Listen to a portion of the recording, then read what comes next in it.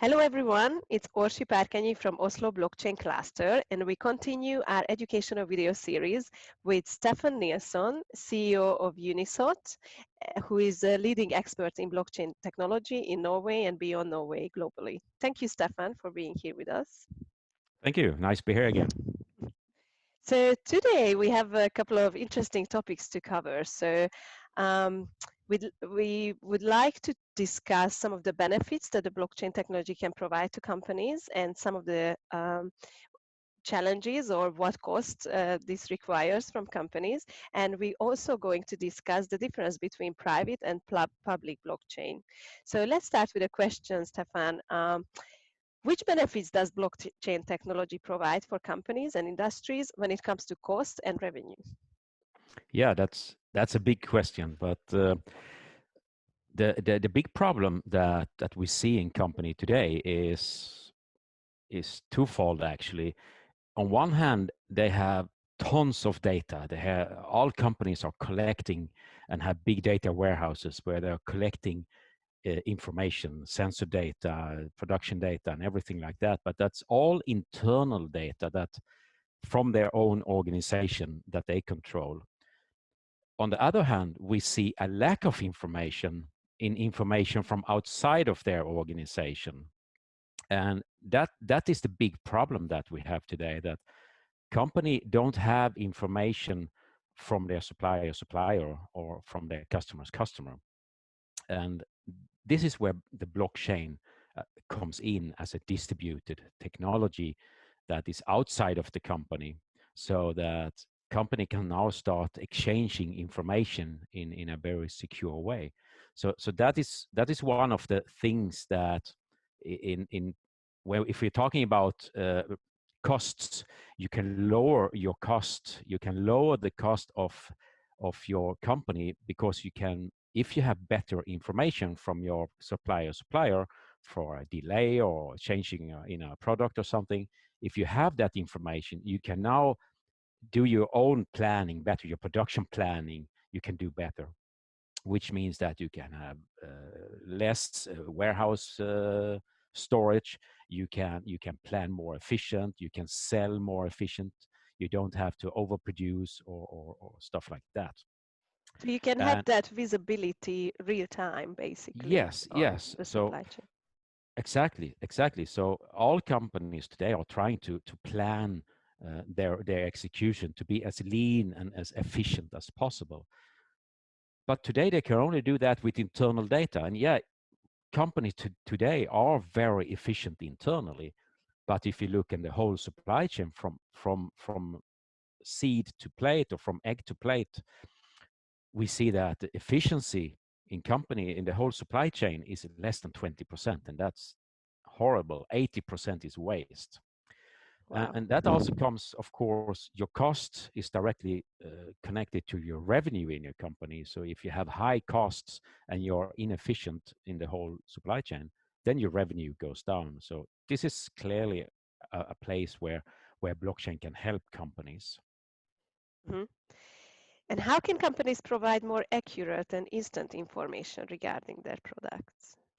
Yeah, so this is where the security of the blockchain comes in, because it is a distributed external system that nobody is actually controlling.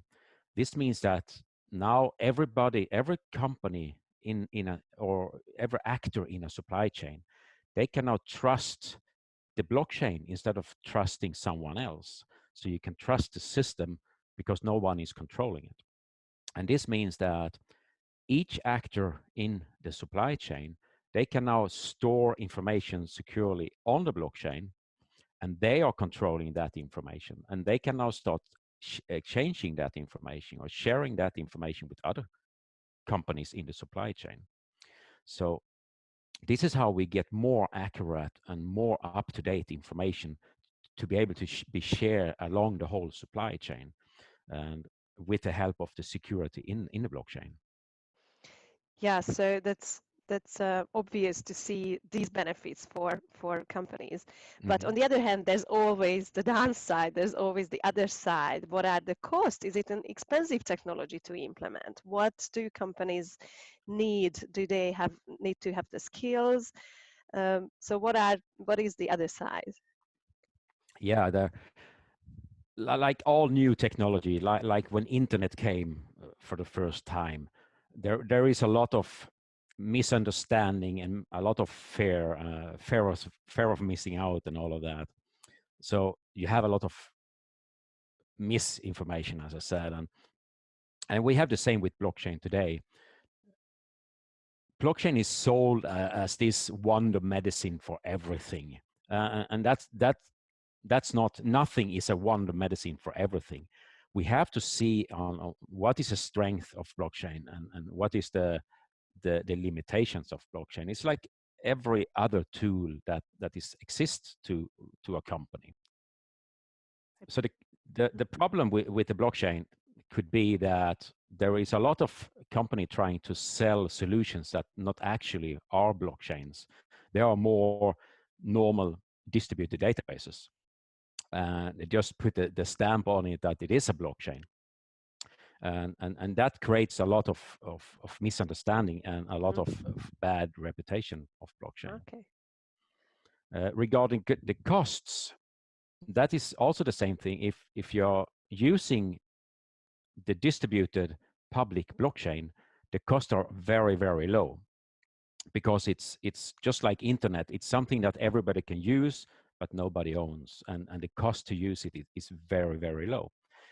And also there is this misunderstanding that to start using blockchain, you have to know everything about blockchain. You have to be a blockchain expert to start using blockchain. But that's also incorrect. It's just like today, all companies are using internet without being experts in HTTP or TCP/IP protocols and everything that is behind the internet.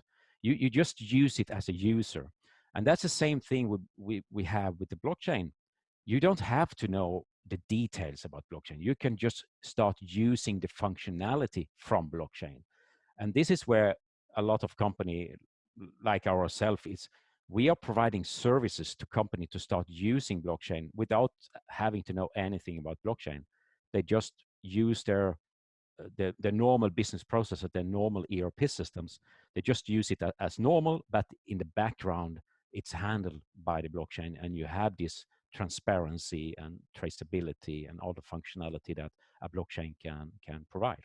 Can you clarify something for me and for the viewers? We hear a lot about private and public blockchain. What is the difference between these two terminologies and what they Yeah, cover? yeah, that's a very, very good question. There is a lot of discussions about this out in the field. Uh, I would say that private blockchain does not exist. It's not a blockchain. A blockchain is per definition a distributed system that nobody owns, so it cannot be private. Most of the time when we talk about private blockchains is that one company or a consortium of companies goes together and say, okay, we now together want to build a private blockchain. But what they're actually building is simply a database system, a distributed database system that is using some of the technologies that are in blockchain, like you're hashing transactions together, you're hashing blocks together, but it's actually not a blockchain. If you have a private blockchain that someone is controlling and owning, that will be automatically more expensive and less secure. Because as soon as you have someone controlling the system, you can always control or attack that organization, and that's why it's less secure. And that organization has to make money to survive, so it will be more expensive. But if you take a public blockchain that nobody owns, there is nobody to attack. You have to attack the whole system, or at least 51% of that system.